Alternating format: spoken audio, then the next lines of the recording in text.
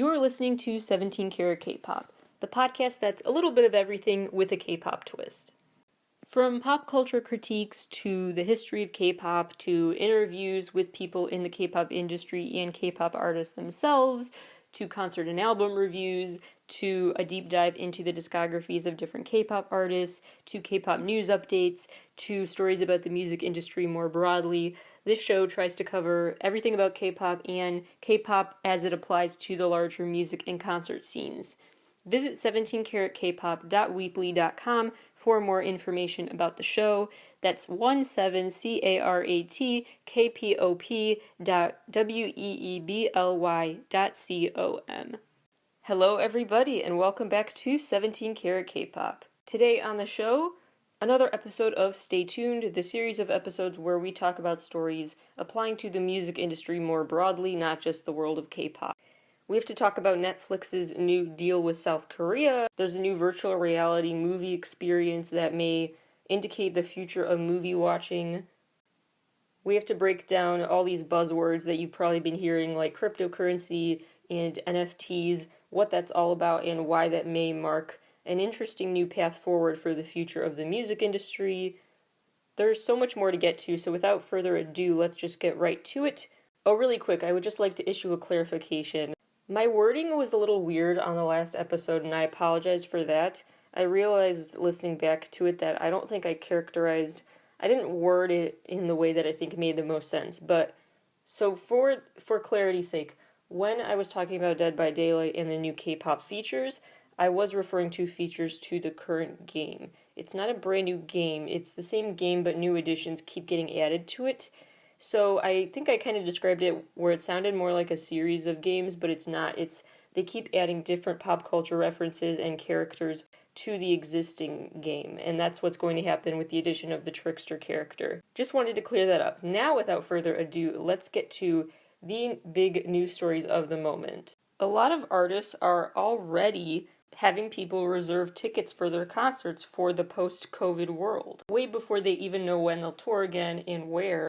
There is a new partnership between Mint Talent Group and this ticketing site called Lyte, L-Y-T-E. And the Mint Talent Group affiliated artists are working with the platform Lyte to make declarations like, I will be for sure performing in Chicago when it's safe to do so again, or I will for sure go on tour to Florida somewhere. Whatever the case may be. And when you reserve a ticket to see that artist, you only have to pay after that. So you don't pay to reserve your spot. You can just reserve it and call dibs on it. And then you only pay once the specific show details are revealed whenever that day is to keep that spot. If you can't go to that show once you find out the time and place, then you still don't have to pay and you can just give up your reserved spot.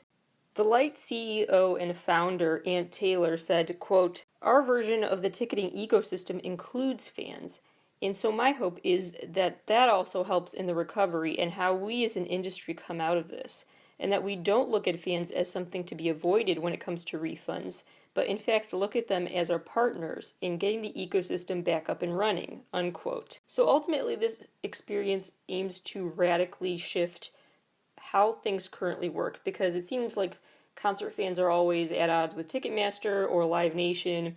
So to make sure that concert fans are heard more and more involved in the decision-making process regarding where their money goes when and all of that, Lyte is trying to change that with this partnership with Mint Talent Group. And it may just seem like a little thing because Mint Talent Group has between 100 and 200 artists currently that they work with, so pretty small amount in the grand scheme of things, but not insignificant. But it may seem insignificant in the grand scheme of things, but people like Quincy Jones, the very famous producer, and other famous people in the music world have been investing in this app, in this company, so keep your eyes on that. We've talked a bit about this before on the show, but now it's official. A K-pop live stream concert venue location has been clarified, so forevermore, starting in October of 2021 at Olympic Park, there is a venue for K-pop live stream concerts, aimed mostly to help the more underdog companies find a location to film live streamed events at, even well into the post-COVID world where they could perform in person. This is another option still. Online shows will be here to stay, too. More news regarding live shows There have been several research experiments lately on what they call COVID-safe festivals, and if that's even a thing that could ever happen. We talked about one in Germany a while back where they had all these control variables and just wanted to see if anyone at that indoor concert would get COVID if certain safety precautions were met. And that was seen to be pretty successful and didn't cause an outbreak or anything with very specific safety precautions met. Similar experiments have been taking place lately, different pilot festivals as they're called, and the latest is in the Netherlands. It will be March 13th and 14th by this group called Field Lab. And they're going to host this pilot festival in the Netherlands in a theme park. They chose out of 100,000 applicants, 3,000 to participate and divided up into 3 groups of 1,000 each. In order to participate, you have to test negative for COVID, of course, before you participate and get your temperature checked at the door, and you will be put randomly into one of the 3 groups. Different groups will experience different types of protocol levels, and each participant has some sort of movement tracker, some sort of interaction tracker, so that researchers can figure out and see if a variable influencing the spread of COVID was how many people you interacted with and touched and stuff. So if you're going around socializing more than others, they can factor that in when looking at the data in the big picture. If you seem like an outlier in the data, they can point to why if they have that tracker. But they somehow say they made it so that the movement data and the tracker data is anonymous, so they don't know who is moving around more than the others. They just know someone was. So I will keep you posted on the results when they come out for that experiment. They've been showing what that German concert trial experiment showed, which is that you can do this with over 1,000 people in an indoor environment for a concert or live show if you follow tons of protocols, like good ventilation, one-way walkways so you're walking past less people, no eating or drinking during the show, wear your masks, temperature checks at the door. I could go on and on. If you do all of that, then there won't be an outbreak at that show. That seems to be the consensus. But first of all, if you're in a community that has a big COVID spread at the time, you may be just more likely, someone there is just more likely to catch it no matter what precautions you take compared to a different time. So that variable might affect the data. There's also the Hawthorne effect that you always have to take in mind with these experiments. Hawthorne effect is basically when you're a bit too, maybe subconsciously, but very aware that you're a subject in an experiment, and so you don't act as you naturally would, and that can skew the data. There's also just a lot of different variables they're trying to look at once, which complicates the picture too, because, well, was it actually the ventilation that was most important, or was it the social distancing or the mask wearing? Which variable affected what? And of course, then there's the actual locations to have these trial runs, because whenever you have physical human beings in a trial, the stakes are obviously really high, and you have to be very, very cautious with their involvement. And so by doing this, they really try to find venues that will work well for the experiment. So they try to find venues, for example, with a certain architecture so that there are a lot of doorways and a lot of exits, a lot of ways that there can be one-way walkways, and that actually logistically still works. Not every venue has that. Everyone might have to crowd around the same exit door at the end of the night. My ultimate takeaway from this study is that please hold your breath for bad analogy to use here, but please hold out a bit longer for in-person live music. I'm sure 2022 is the closest. Speaking of still trying to make live events happen sooner rather than later, the Olympics are still set to be in Japan this summer. There are some updates on that. Good news first. The world's oldest living person wants to be a part of the torch-carrying ceremony. Kane Tanaka, age 118, will be pushed around 100 meters in her wheelchair, but she really wants to try to stand up and walk the last few feet to pass the torch on to another runner. She was born actually in 1903, and the modern Olympic Games started in 1896, so just a few years before she was born. The less exciting developments about the Olympics: there will be a decision made by the end of this month about attendees, and that is becoming quite the debate, because 900,000 tickets have been sold to presumptive international attendees, people from other countries traveling to Japan to watch the games in person. So 900,000 tickets to cancel is a huge logistical issue. But they probably will go that route because currently they're considering just allowing Japanese residents to watch the games in person, so that we don't have international travelers bringing COVID variants and whatnot into the country. Another thing that is still being debated is vaccinations. Do these Olympic athletes all get vaccine priority no matter where they're from, so that they can just go into a little bubble of sorts for the actual Olympic Games? Some countries like Denmark and Mexico, they have actually come out against that, saying they shouldn't jump the line and get priority for this, and that not all athletes in the world need to be vaccinated, required to be vaccinated before they compete, while countries like the USA have actually advocated for that. So if every country can't agree on the policy, things will be just really weird, and any pros and cons of giving them or not giving them the vaccine will kind of be counterbalancing each other in a weird way if we aren't all on the same page. So that's another issue that is still being discussed. There are still cool ways to watch a show virtually, and one platform that does that really well is Oculus TV and Oculus Quest, which is the streaming platform that goes with the Oculus TV app.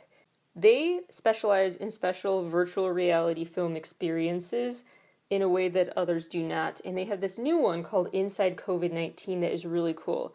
It's a 360-degree mini-movie. It's only 35 minutes. Super, super immersive. These new virtual reality movies will probably become more common as the technology gets us there, and they're a way to just have this unmatched immersion in a movie.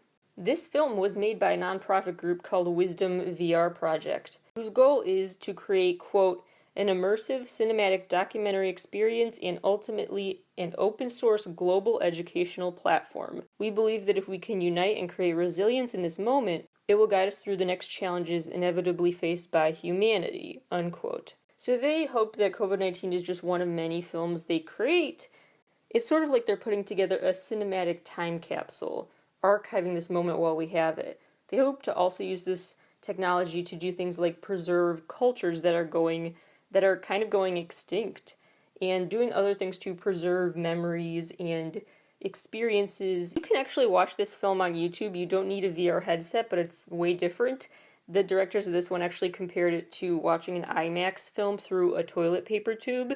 So if you want the full experience, you have to get the headset. But you can watch it on YouTube, and I can link to more information about this film and where to watch it on my weekly newsletter, so stay tuned for that. It may affect your cinematography viewing experience, though, just knowing that it was made with 360 degrees in mind. The only negative thing I will say about this trend is that it will cause some inequities to be exacerbated if this continues to become trendy, because if only people who can afford these virtual reality headsets get to watch, I don't want that to become normalized, that class divide with viewing this type of impactful movie. A few more quick stories. Music video streams on Facebook are now going to be factored into Billboard chart streaming calculations. They were not previously, but now if you watch a video through Facebook, that counts. Another interesting development in the entertainment world, Netflix just went public with the news that they are investing nearly $500 million in 2021 alone on South Korean films and television. Banking huge on South Korean entertainment, and we love to see it. As long as they stop trying to remake Train to Busan, hopefully they can put a stop to that, because we absolutely do not like to see it. Anyway, last story before we move on to the NFT talk. Goldman Sachs released this analysis for 2020 called Music in the Air, breaking down music industry stats and streaming stats, all of that. What's been going on and who's been listening to what kind of music in the past year. This is a really interesting study with some infographics you can play around with, so I will link to that on my site as well with the weekly newsletter. Some of the key takeaways, if you don't have time to read the full report: the music industry revenue globally dropped in 2020, no surprises there, lots of canceled live events, but a strong rebound is expected in the coming years. The music industry is expected to just increase leaps and bounds revenue-wise over time, but that also means they will charge more, and the demand will be higher, and they will feel emboldened to charge more, so you won't be paying nothing to listen to Spotify anymore. They reported that 74% of concert fans plan to continue watching live stream shows even in the post-pandemic world. In 2019, global music revenue was $77 billion, and they predict it will rise to $142 billion by 2030. Another really interesting stat to me in this report 21% of smartphone users are predicted to use streaming services by 2030. The current number of smartphone users with these streaming services is around 21% in the USA, 22% in the UK, 6% in Japan, and only 3% in China. I actually expected Japan's streaming percent to be the same, if not less, than China's because, like we talked about on the show before, J-pop stars, sometimes they just sell physical copies of their albums still, and they're not even online to listen to. They still place an emphasis on listening to physical CDs, at least compared to other countries.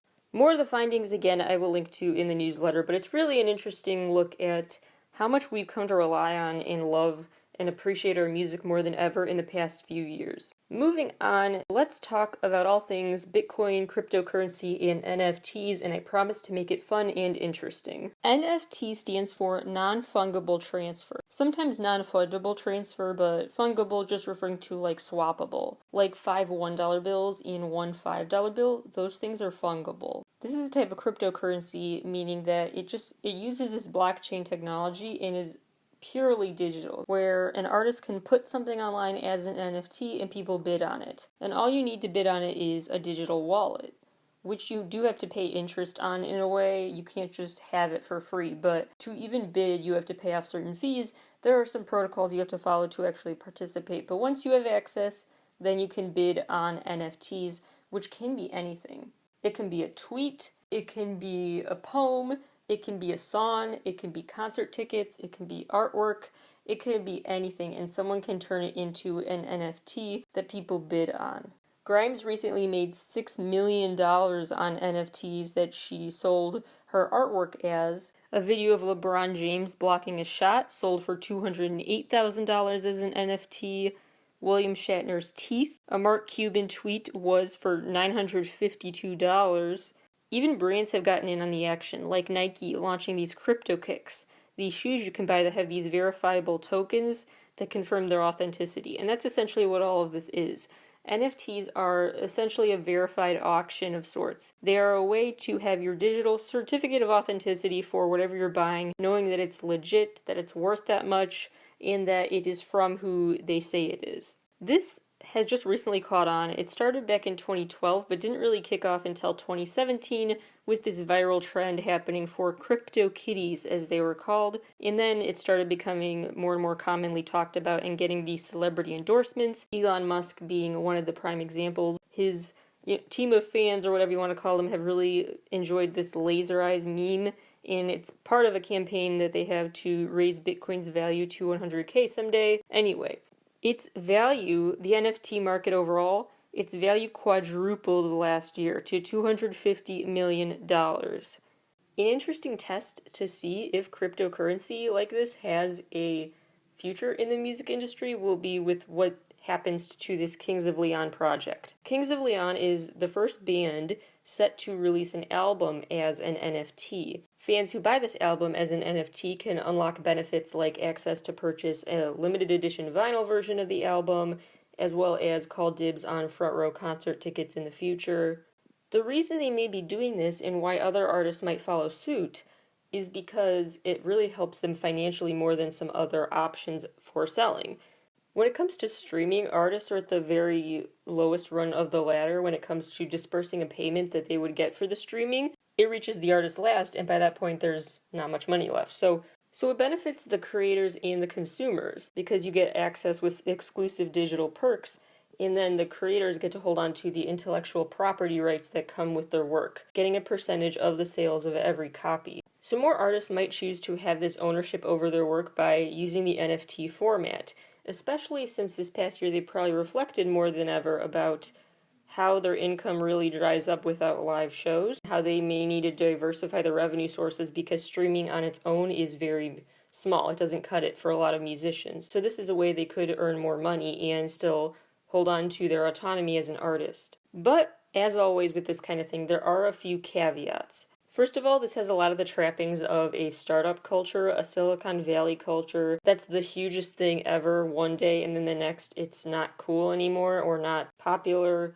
So this trend could fizzle out in a few years because it just has that nature to it. It's going to be probably have a short-lived burst of popularity. That's just a possibility. There's also just a lot of concerns people may have doing this because it has a lack of stability in its price. Bitcoin's value actually reached a record high this year, $58,354 in February.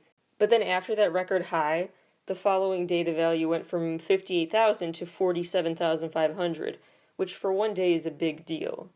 So that instability with Bitcoin's value may concern people. Not every fan can go buy this album now because they don't have the digital wallets to do so. Then there are, of course, security concerns and a lack of regulation surrounding Bitcoin transactions, a lack of a literal paper trail. There are also concerns with the fact that this could become a form of identification at some point. To validate the authenticity of objects, yes, but in the future, the same technology could be used to validate who you are. And focusing so much on and relying so much on a possibly an in one day out the next startup culture-esque trend to do something as important as check license and registration could be a huge issue down the road. So there are a lot of concerns that need to be looked at about how this could be more mainstream to do, but it is something that I could see being more popular to do. I don't think it's a permanent replacement for traditional ways of selling music, but I do think it's a supplemental way that will become more popular. One other thing about this, keep in mind that the banks actually,